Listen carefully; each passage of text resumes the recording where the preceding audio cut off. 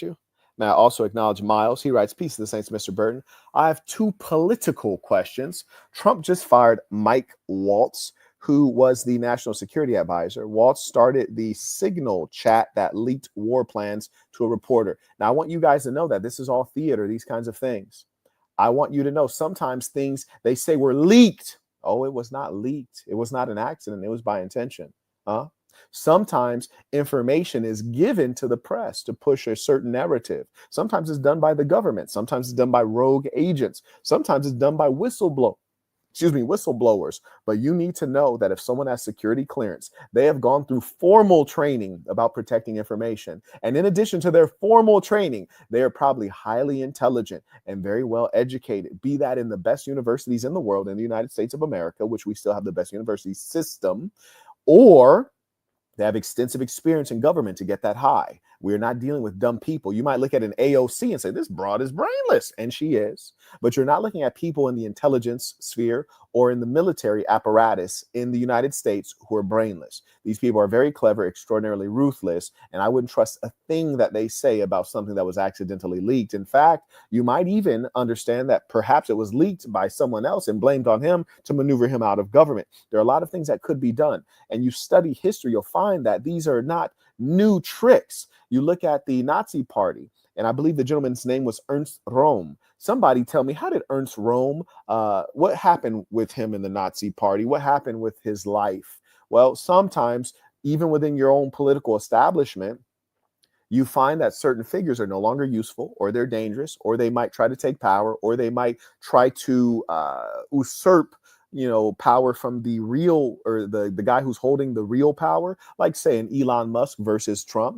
Elon is a bit, I'm not going to say he's autistic. I hate when people try to pathologize things. You're not a doctor, and psychology is a pseudoscience if ever there was one, especially today. Okay. So you got a guy like Elon who might be very clever, but he's power hungry. So if you're Trump, you got to think, I got to manage this guy. Furthermore, you see Elon Musk tweet out on his platform, which, mind you, Twitter is a competitor of Truth Social, right? So Trump and Elon are odd bedfellows. Why is that, Marquett? Because Trump has Truth Social, Elon Musk has Twitter. Well, those are direct competitors, direct. Then furthermore, Trump is the president. Elon Musk wants to be the president. Those are direct competitors. Trump is putting on tariffs for the future of America. Elon Musk is a South African. Americans care about what happens with the nation and the life of the nation. Elon Musk is concerned with compensation, which is to say the profitability of his corporations, which often rely on significant parts from abroad. China being one of those sources. International trade and commerce is critical to any international businessman's business. I personally have business losses that have been incurred due to these tariffs. So at scale, of course, Elon is going to hurt much more. So they are odd bedfellows, and Elon has to be managed. You hear Trump's team has to put out certain messages so that Trump can even put forward the trade war, which he's already gone soft on. But the fact of the matter is, I saw Elon Musk put out a tweet on X stating that China, in fact, has the largest economy and gave some reasonable numbers. And be that the truth or not, how does it feel when someone you put at the head of a department and someone who's supposed to be your confidant is saying things that contradict your political aims? Oh, that's something that'll get you mad, won't it? Yes, it will, because we must believe as Americans that we have the most dynamic economy, the largest economy, and that China is overly reliant on us. That is why we would believe that we can win a trade war. But if what Elon Musk says is correct, and China is the biggest economy, and they can make some minor changes and restructuring, and they can endure, well, then we would lose the trade war, and Trump is setting us up for failure. And Elon would have been the main person pointing that out on a platform that has a tremendous reach. You see what I'm saying? Odd bedfellows, which is to say Elon's dangerous. He needs to be moved out of the way. No, Trump is not ruthless. I know he's not ruthless, because if he was ruthless when he got in office the first time, he would have did what Marquett Devon Burton said do, which was number one, deal with your domestic enemies and that whole infrastructure that is against you. It's called the Democratic Party, and at some level, the Republican Party. First person should have went to jail should have been Hillary Clinton. Now, here's the irony. You failed to deal with your enemies domestically, and then what happened? They tried to send you to jail. Little buddy, you thought you were going to be civil. Well, it turns out that they weren't being civil. you lost. And that's why I always tell you guys, you cannot defeat those who are more ruthless than you are. And that's why I pride myself on being the most ruthless character possible. And I want everyone to know, if you ever go against me, you're going to lose. And if something bad doesn't happen to you in the next 10 days, don't count out that if something bad happens to you 10 years later, that I didn't have anything to do with it, because I don't forget and I won't forgive. You dig? Anyways, carrying on. Gentleman further writes, rumors are also saying that the Department of Defense, Pete Hegseth, is on the chopping block next. Well, we can never know. You see, this is the problem with investing in the stock market. There are those who have insider information. That's why they make their trades early and effectively, you see. And importantly, we don't know the inner workings. It's kind of like a marriage. There may be disharmony within the marriage, but from the outside, you think all is well, because people with common sense, decency, dignity, and who are civil are not going to speak ill of their spouse in the public sphere. But then all of a sudden they get divorced and you're wondering why. Whoa, I didn't see that coming. Of course you didn't. They weren't telling you everything that was going on, which makes perfect sense. And so as a result, the government, of course, is going to try their best to present a unified front, but it is a front, it is a facade, especially in a civilization where you do not have a king. You do not have a leader backed by spirituality. You do not have a leader who came in with his own political party. That's one of the things I always remind you about Adolf Hitler, which is why he cannot be compared to Donald Trump, because Adolf Hitler came in with his own political civilization. He came in with the Nazi party. They had their own flag. They had their own stormtroopers. He had his own protection. He had his own paramilitary. He had his own ideology. Come on, this is different, man. It's higher level stuff. That's why he was so hard to dislodge. That's why he was so effective in getting people to fight to the end. It's different. Trump doesn't have ideology. He has a phrase that he bootlegged from someone who was in politics in the 1980s. What is that, like 50 years ago, half a century? Something like that? Make America great again? Come on, man. He ain't create that. Not saying there's anything wrong with stealing things. America's been great at that. Hell, the whole land we call today America was stolen. But the fact of the matter is that he, of course, is going to have some house cleaning to do. He didn't come in with his people. Trump came into a political structure that he called a swamp, and it is, in fact, a swamp. But he'll know how to clean it up, because at a high level, he's a part of the swamp. How do we know that? You look at his track record. He's been utilizing the swamp, yes? Donating to campaigns on the left and the right side of the aisle, just like Trump, Obama, Bill Clinton, Bush Sr. and Jr. You see them all wearing the small hat in Israel, touching that wall, giving their submission to a foreign nation. He's a part of the swamp. We were just hoping there was still some white man left in him. Apparently, he's been turned into a docile white female. Yes, in fact, I don't even know if we can call him a white woman. He's just a white girl.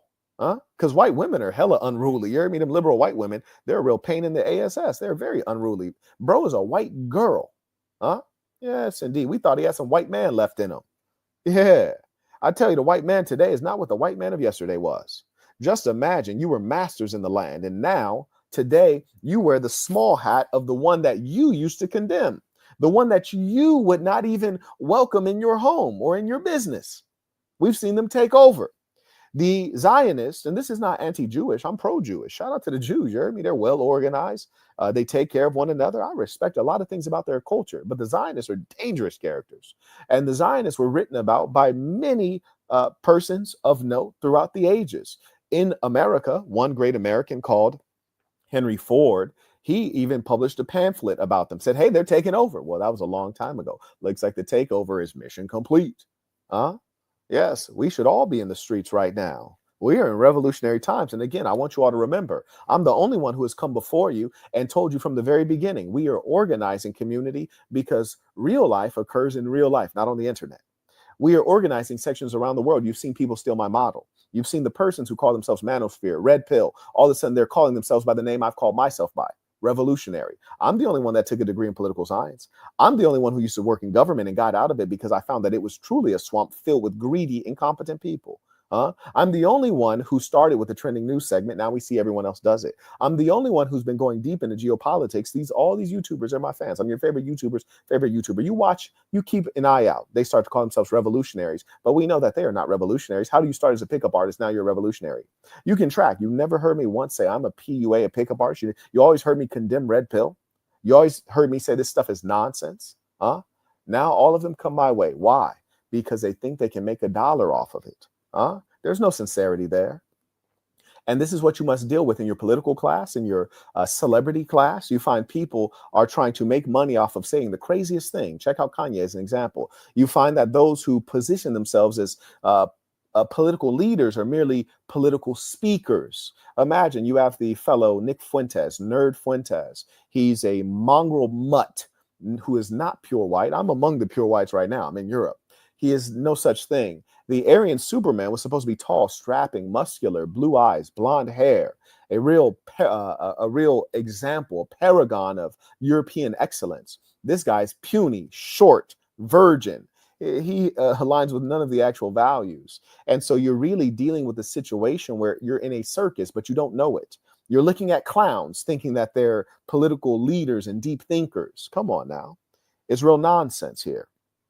Just imagine the boy is clearly not a real European. I'm around Europeans. You know what I mean? These women are almost seeing eye to eye with me. They're tall. The boy's like 5'8" and a virgin. If you study the Nazis, for example, the Bund Deutsche Mädel, which is the BDM, which was the girls section, which is the analog to the Hitler Jugend. And you might say, Marquett, well, why do you know this so well? Because I literally wrote a research paper on this. I did a whole summer of research on this. I'm one of the few people that are actually qualified to speak on such things. And I studied under the great Dr. A. James Greger, who is now deceased, who also was an expert in these matters. He, in fact, wrote the book literally on most of what you guys hear people speaking of: paradigmatic fascism, that of the Italians, and then Nazism. I studied under him. He was advisor to various American presidents. Anyways, so the Bund Deutsche Mädel, they were actually used as really a breeding farm for forwarding the Aryan genes. If you are one who is a part of a supremacist movement and you really believe that white is superior, you would take every effort to engage in what's called positive eugenics and to spread your seed. This fellow is a homosexual. He is not unusual. No one ever commented about Ernst Röhm. Was Ernst Röhm a homosexual? Were there rumors about that? Somebody let me know in the chat. But if you're a homosexual, you go under a disguise. Sometimes you put on the outfit of a Catholic priest. Sometimes you put on the outfit of the clergy and say that you're asexual, say that you've made a vow to God, but really you're a closeted homosexual trying to suppress your filthy behaviors and your filthy urges. Because if you're a true Catholic, if you really believe that man and woman go together like peanut butter and jelly, as described in your holy book, you'd want to marry and you'd want to procreate to forward the genetics of the white race. But instead, you're a homosexual and you have hatred for many others because of your own self-hatred. You see, you can only give out that which you are. Come on now, let's make it make sense.